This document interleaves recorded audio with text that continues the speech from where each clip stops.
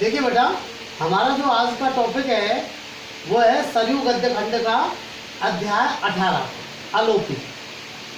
ये एक संस्मरण है महादेवी वर्मा का, लेखिका है महादेवी वर्मा। सबसे पहले तो मैं आपको ये समझाता हूँ कि संस्मरण होता क्या है।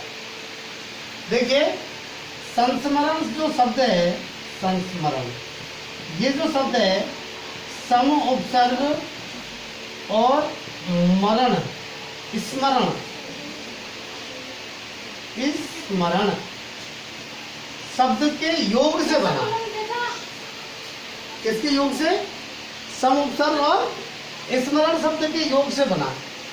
तो सम यानी समान रूप से, समान रूप से, और स्मरण यानी ज्ञान, यानी वे बातें जो अभी तक हमें बराबर या समान रूप से याद है, ऐसी पिछले जीवन की वो घटनाएं। तो लेखक के पिछले जीवन की वो घटनाएं, या उसने खुद ने देखी हैं या खुद ने भोगी हैं वो घटनाएं जो उसे अभी तक बराबर याद हैं, और उस विषय पर लेख लिखना, उन घटनाओं को जो है बाद में लिखना, क्या कहलाता है? संस्मरण। क्या कहलाता है? संस्मरण कहलाता है। ठीक है। अब हम आपको बात करते हैं लेखिका की। लेखिका परिचय। ये लेखिका महादेवी वर्मा जो है छायावादी युग की प्रमुख कवयित्री और प्रमुख लेखिका थी।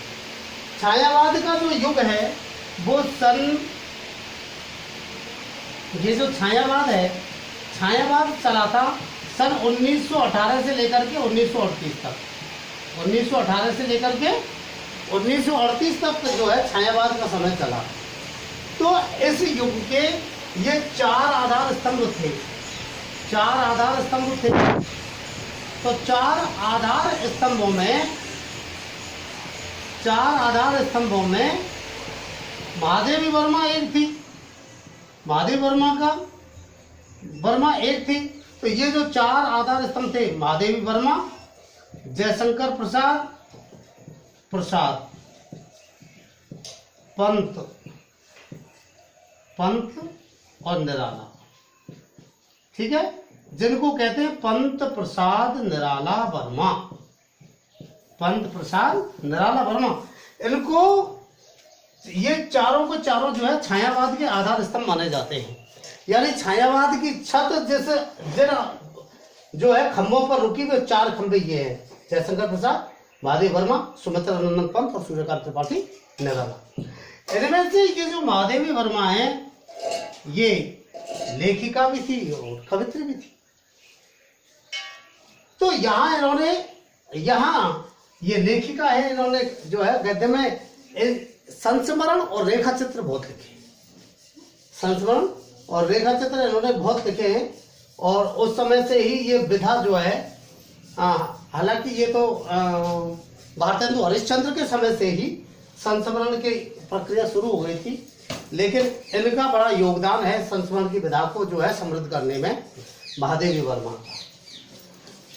इनका जन्म 1907 को उत्तर प्रदेश के फर्रुखाबाद में हुआ था। इनके पिता भी शिक्षित थे, माता भी जो है शिक्षित थी, अच्छी गृहिणी थी। उनसे इनको अच्छे संस्कार मिले, और अच्छे संस्कार मिले।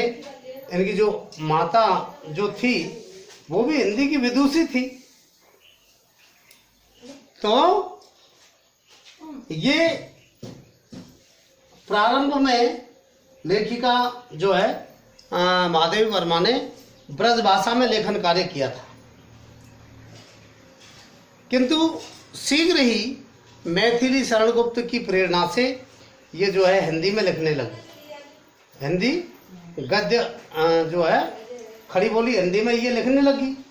उनसे प्रभावित भी हुई ये, और जो है आधुनिक हिंदी कवियों में इनका प्रमुख स्थान है। यद्यपि इनकी जो साहित्यिक प्रसिद्धि है उसका कारण इनकी कविता ही है, किंतु इनका जो गद्य लेखन है ये भी बहुत महत्वपूर्ण है। तो इस प्रकार से इन्होंने गद्य में भी अच्छी रचनाएं की हैं। ठीक है। अब ये जो है हम बात करते हैं अलोपी पाठ की, पाठ का परिचय। देखिए, ये अलोपी जो व्यक्ति है, ये लेखिका के यहाँ सब्जी पहुंचाने का कार्य किया करता था। एक अंधा व्यक्ति था, अंधा व्यक्ति था। इसके जो बुआजी का लड़का था, उसके साथ साथ वो बालक छोटा था, तो वो इसकी लाठी पकड़ करके और इसे लेकर के रास्ता दिखाता हुआ आता था। ये जो है टोकरी में सब्जी भर करके और लेखिका के घर पर और लेखिका के छात्रावास में सब्जी पहुंचाने का कार्य किया करता था।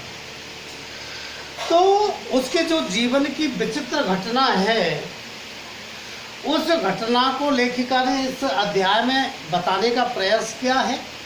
और इसके अलावा ये भी हमें संदेश दिया है कि चाहे अलोपी अंधा था, लेकिन उसका धैर्य और उसका जो साहस है, वो साहस बड़ा अद्भुत था। तो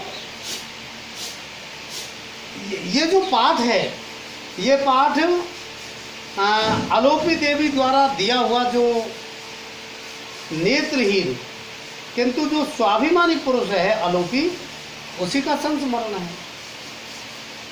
यही नहीं, अभाव और दीनहीन स्थिति, आर्थिक दृष्टि से भी दीन पिता जो है काछी की मृत्यु से ने अलोपी के पुरुषार्थ और मानवीय संवेदना को जगा दिया। वह पूरी सजगता और पूरी जो है ईमानदारी से कर्म क्षेत्र में कूद पड़ा।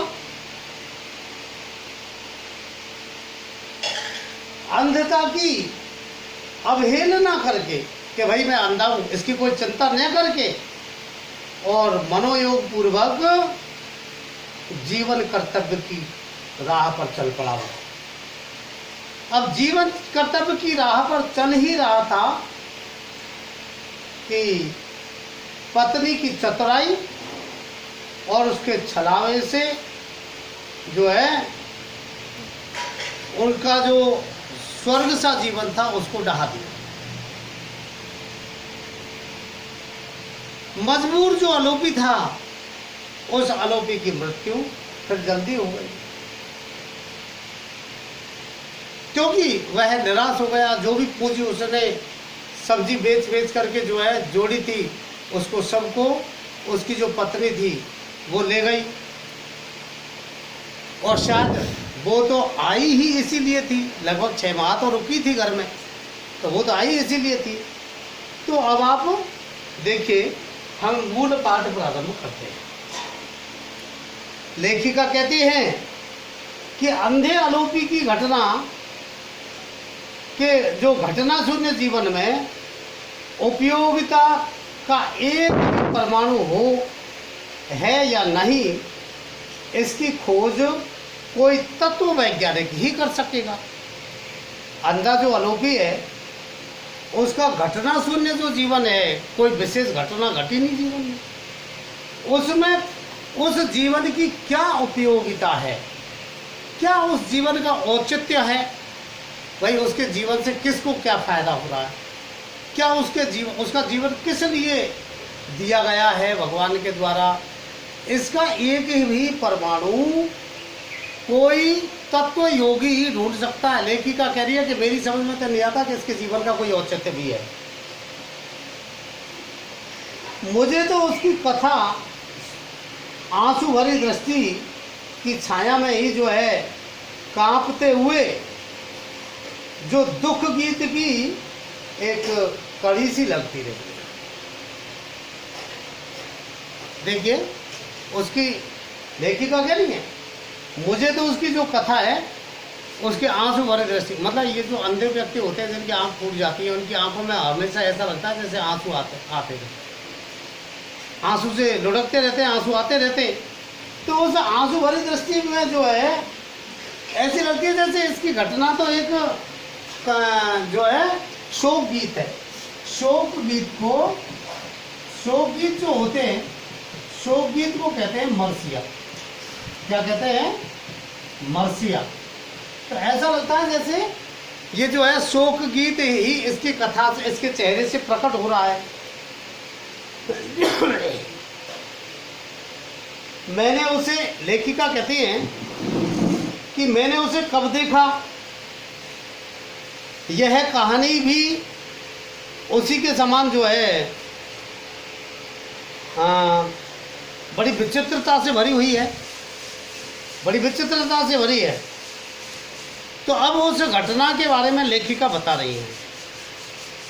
लेखिका ने बताया बैसाख का महीना था, बहुत जोर से जो है गर्मी पड़ी हुई थी, गर्मी पड़ रही थी। अब उस गर्मी में सभी नौकर चाकर जो है अपने कमरों में पड़े हुए थे। मैं भी अपने कमरे में थी, तो मैं अपने कमरे में थी। वहाँ से उस स्थिति में, जबकि बिल्कुल चारों तरफ जो है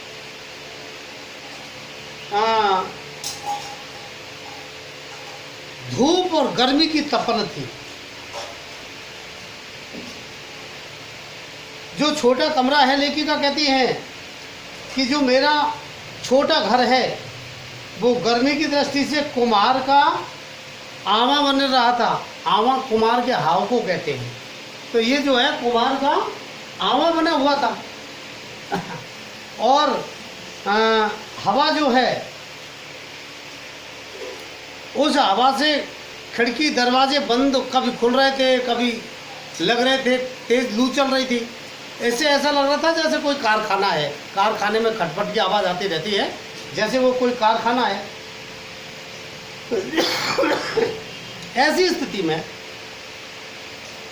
लेखिका जो है अपनी जो उत्तर पुस्तिकाएं हैं उनमें ज्ञान अज्ञान की राशि जो है ढूंढ रही थी। उसमें अपने विवेक में तपा करके और ज्ञान कणों का मूल्य निश्चित कर रही थी, मतलब कुछ पढ़ रही थी। तो लेखिका कहती है कि हम लोग भी बड़े विचित्र होते हैं। जब बर्फ, खसखस की टटिया, बिजली के खंभे आदि अनेक कृत्रिम उपचारों से भी हम अपनी बुद्धि का पिघलना नहीं रोक पाते, तब दूसरों के ज्ञान की परीक्षा लेने लग जाते हैं। दूसरों के ज्ञान की परीक्षा लेने लग बैठे। यदि मस्तिष्क ठीक स्थिति में है तो कदाचित जो है हम न्याय के लिए ऐसे अन्यायपरायण हो ही नहीं सके। अगर मस्तिष्क ठीक स्थिति में है तो न्याय के लिए अन्यायपरायण नहीं हो सकते हम।